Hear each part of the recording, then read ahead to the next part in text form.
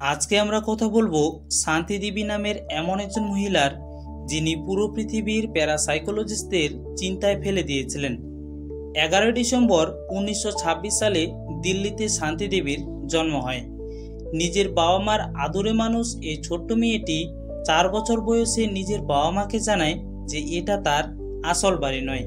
তার আসল বাড়ি দিল্লি থেকে 160 কিলোমিটার দূর মথুরাতে আছে।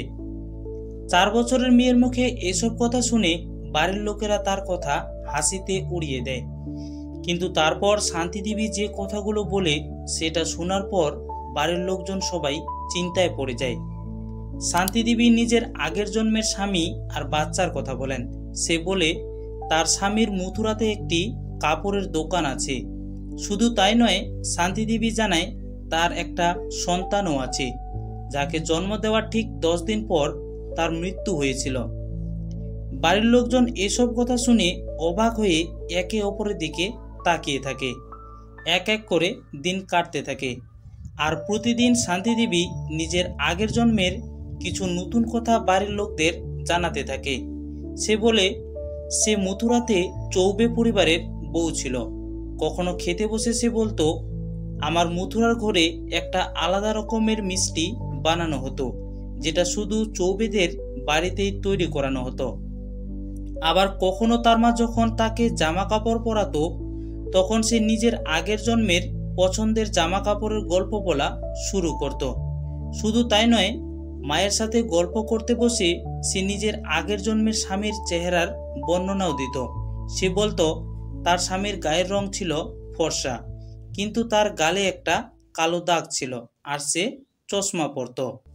তার কাপড়ের দোকান ঠিক দ্বারকাধীশ মন্দিরের সামনে ছিল। সবাই ভেবে অবাক হয়ে যাচ্ছিল যে কেউ কি নিজের আগের জন্মের কথা এত পরিষ্কারভাবে মনে রাখতে পারে। প্রায় 2 বছর ধরে তার এসব কথা শুনে পাড়ার লোকেরা তাকে পাগল ভাবা শুরু করে। শেষ অবধি শান্তি দেবীর স্কুলের প্রধান শিক্ষক তার এইসব কথার সত্যতা যাচাই করার জন্য মথুরাতে যাওয়ার সিদ্ধান্ত নেয়। মথুরাতে পৌঁছে হেডমাস্টার দ্বারকাধীশ মন্দিরের সামনে গিয়ে একটা কাপড়ের দোকান খুঁজে বের করে। দোকানের মালিক কেদারনাথ চৌবে তার সামনে এসে দাঁড়াতেই হেডমাস্টার অবাক হয়ে তার দিকে চেয়ে থাকে, কারণ শান্তি দেবীর কথা মতো সেই ফর্সা লোকের গালে একটা কালো দাগ ছিল, আর সে চশমা পরেছিল। হেডমাস্টার পুরো ঘটনাটা কেদারনাথকে বলে। কেদারনাথ স্বীকার করে তার বউ লোকরি দেবী 9 বছর আগে একটা বাচ্চা জন্ম দেওয়ার ঠিক 10 দিন পরেই মারা গিয়েছিল। এরপর হেডমাস্টার কেদারনাথকে শান্তি দেবীর সাথে দেখা করার জন্য অনুরোধ করেন। তার অনুরোধ রক্ষা করে কেদারনাথ নিজের পরিচয় গোপন রেখে নিজের ছেলে নবনীত লালকে নিয়ে শান্তি দেবীর সাথে দেখা করার জন্য হেডমাস্টারের সাথে দিল্লিতে শান্তি দেবীর বাড়িতে যান। কিন্তু বাড়িতে প্রবেশ করার সাথে সাথেই শান্তি দেবী তার স্বামী ও ছেলে দুজনকেই চিনে ফেলে। সেই ছোট্ট মেয়েটি তার আগের জন্মের স্বামী আর তার ছেলেকে জুড়িয়ে কান্নায় ভেঙে পড়ে। শান্তি দেবী তাদের বাচ্চার জন্ম দেওয়া থেকে মৃত্যু অবধি সব ঘটনাগুলো সবাইকে জানায়।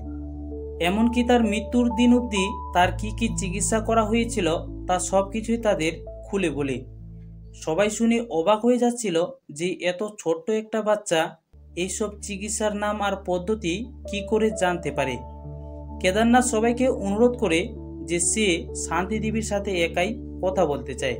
তারপর সেখান থেকে সবাই চলে গেলে কেদারনাথ শান্তি দেবীকে জিজ্ঞাসা করে যে তার স্ত্রী গর্ভবতী হওয়ার আগে আর্থ্রাইটিস রোগে ভুগছিল।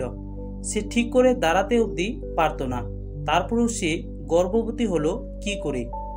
তাতে শান্তি দেবী তাদের সম্ভবের পুরো বৃত্তান্তটা কেদারনাথকে জানায়।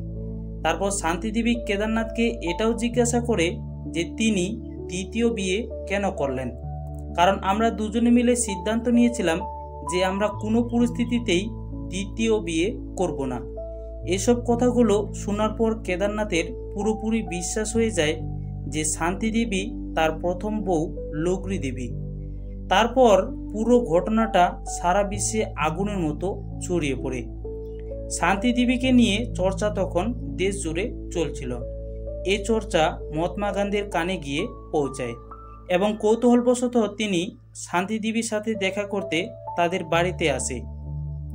শান্তি দেবীর সাথে দেখা করার পর মহাত্মা গান্ধী 15 ডিসেম্বর 1935 সালে একটি কমিটি গঠন করেন এবং ঘটনাটা আরও খতিয়ে দেখার জন্য কমিটির লোকজন শান্তি দেবীকে নিয়ে মথুরাতে চলে যান। এই কমিটিতে অনেক ন্যাশনাল লিডার, মিডিয়া কর্মী আর রিসার্চারও ছিল। মথুরাতে পৌঁছে সেখানে শান্তি দেবীকে দেখার জন্য লোকের ভিড় জমতে শুরু করে, আর ভিড় করে থাকা লোকজনের মধ্যে অনেক আত্মীয়কে তিনি চিনতে পারেন। তারপর সেই ভিড়ে থাকা একজন বয়স্ক লোককে পা ছুঁয়ে প্রণাম করে শান্তি দেবী বলে, ইনি আমার ভাসুর হন। সেখানে উপস্থিত থাকা লোকেরা এটা দেখার পর সবাই অবাক হয়ে যায়, কারণ সেই লোকটা সত্যি কেদারনাথের বড় ভাই বাবুরাম চৌবে ছিল। তারপর একটা ঘোড়া গাড়ি চেপে শান্তি দেবী নিজের ঘোড়া গাড়ির চালককে তার বাড়ি অবধি যাওয়ার রাস্তা দেখিয়ে বাড়িতে নিয়ে যায়। রাস্তায় আসার সময় শান্তি দেবী পুরো এলাকায় কি পরিবর্তন হয়েছিল তা সবকিছুই কমিটির লোকদের জানাতে জানাতে আসে। আর আগের মতোই সে যা জানাচ্ছিল সবকিছুই একদম সত্যি। বাড়িতে ঢুকতেই সে ছোট্ট বাচ্চাটা একটা বয়স্ক লোককে প্রণাম করে। জানা যায় সেই বয়স্ক লোকটা কেদারনাথের বাবা। এবার কমিটি আর বাড়ির লোকেরা বসে শান্তি দেবীকে প্রশ্ন করা শুরু করে। প্রথমে ওনাকে জিজ্ঞাসা করা হয়, জাজরো কাহা হ্যায়, মানে বাথরুম কোথায়। তাতে শান্তি দেবী ইশারা করে সবাইকে আঙ্গুল দিয়ে বাথরুম যাওয়ার রাস্তা দেখিয়ে দেয়। তারপর তাকে জিজ্ঞাসা করা হয়, কাটোরা ক্যা হতা হ্যায়, মানে কাটোরা জিনিসটা কি। শান্তি দেবী বলে, কাটোরা একটা থালা বা বাটি জাতীয় জিনিস। এ দুটো প্রশ্ন শান্তি দেবীকে জিজ্ঞাসা করার পিছনে একটা কারণ ছিল।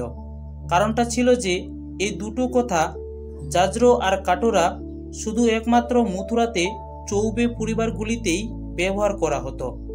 আর শান্তি দেবী এই দুটো কথার মানে বুঝেই ঠিক উত্তর দিয়েছিল। শুধু তাই নয়, শান্তি দেবী কমিটির লোকদের এটাও জানায় যে সে আগের জন্মে কোন কুয়োতে স্নান করত। তার সাথে সাথে শান্তি দেবী কমিটির লোকদের দুতলাতে নিয়ে গিয়ে একটা জায়গা দেখিয়ে ইঙ্গিত করে বলে, এখানে কিছু টাকা আমি লুকিয়ে রেখেছিলাম। কিন্তু কমিটির লোকেরা সে জায়গাটা তল্লাশি করে দেখলে সেখানে একটা পুরনো ফুলদানি ছাড়া আর কিছুই পায় না। কিন্তু শান্তি দেবী তাদেরকে সেখানে আরও ভালো করে খুঁজতে বলে। তারপর তল্লাশি করার আগেই কেদারনাথ স্বীকার করে তার স্ত্রী মারা যাওয়ার পর সেখান থেকে কিছু টাকা সে খুঁজে পেয়েছিল, যা তিনি খরচা করে ফেলেছেন। এরপর এইসব আশ্চর্য ঘটনা দেখার পর সেই কমিটি একটা রিপোর্ট সাবমিট করে।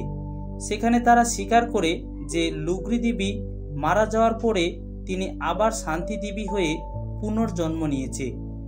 তাদের এই রিপোর্ট পাবলিশ হওয়ার পর দেশ বিদেশের প্যারাসাইকোলজিস্ট আর রিসার্চাররা এই কেসটা স্টাডি করা শুরু করে।